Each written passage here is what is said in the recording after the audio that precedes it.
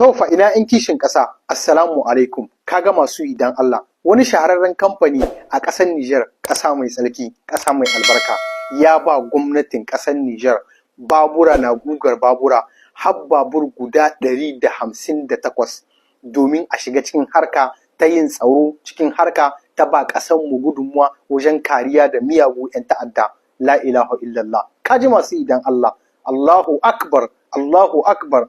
Allah ya ƙara arziki da girma da ɗaukaka da kuma wannan kamfanin da sauran duk 'yan gwagwarmaya da kuma sauran 'yan kishin ƙasa waɗanda suke ba da tasu gudunmuwa komi karantarta komi yawanta.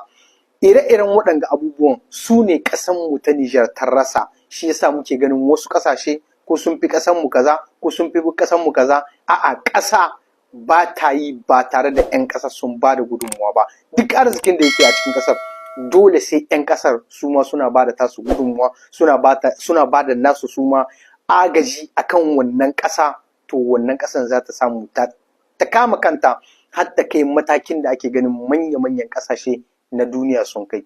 Wannan dai kamar yadda kuke gani wannan kamfani na more ne ma yake da suna, ba mu iya sunan ba da kyawu, ku gyara muna.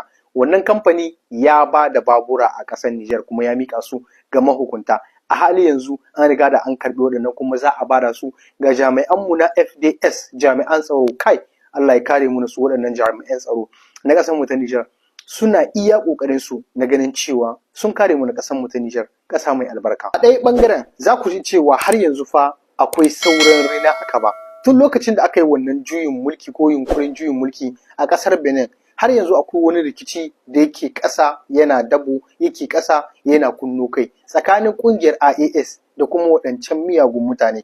Gumane musu jam'i. Abin da yake faruwa shine jama'a, kusan da cewa ƙasar Burkina Faso ta kama wani jirgi wanda aka yi ikirarin cewa jirgi ne na Najeriya kuma sojawa ne 'yan Najeriya, sun taso daga Najeriya za su wucewa ne su je wata ƙasa Portugal, wanda masana hanya ta sararin samaniya da masana da ma'ilmanta sun ce babu ma hanyar da za a cewa jirgi daga Najeriya ya taso sai ya biyo ta Burkina kafin ya je wancan waje. Kamar in dai tarasi ne ya ɗauko, to babu zancen cewa wannan jirgi sai ya zo a ƙasar Burkina Faso. Ɗaya kenan.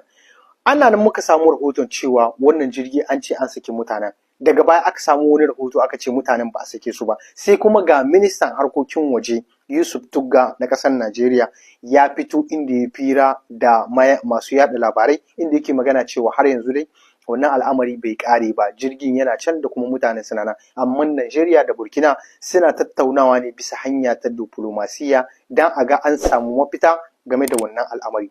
Ana nan zuwa har yanzu dai ƙasar Burkina ta ce sai ta gama bincikenta game da musabbabin shigo wannan jirgi a cikin ƙasar Burkina Faso, wanda har yanzu ma a hali yanzu ma wasu labarai sun fara fitowa ana cewa wannan jirgi ne na leƙen asiri.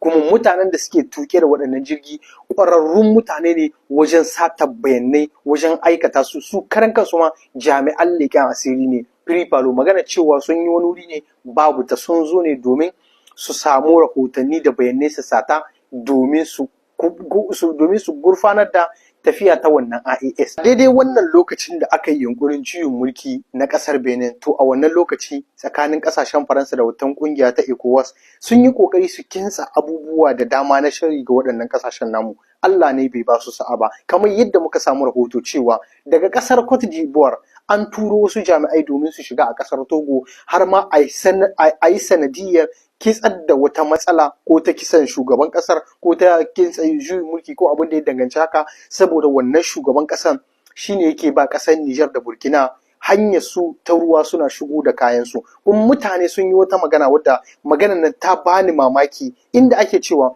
tun lokacin da Faransa ta samu labarin cewa Chani shugaban ƙasar Nijar ya sa idon shi akan Iranian kinnan, an ce kuma Iranian dole sai an fitar da shi an saida.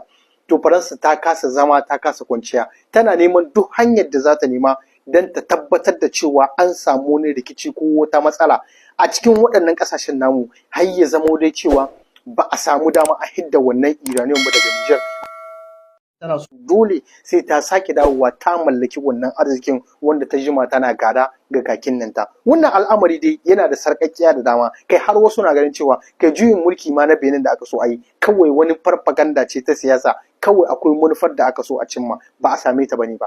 Jama'a duk wanda ya rige ka kwana sai ya rige ka tashi, kuma mai son abinka aka ce ya fi ka dubara. Jama'a mu ci gaba da yi ma kasashen mu addu'a na Allah ya kare mu da su, Allah ya tsare mu da su, amma wannan al'amari akwai dambaruwa da dama a cikin ta. Menene ra'ayinku game da waɗannan abubuwan da suke faruwa? Allah ya sa mu dace.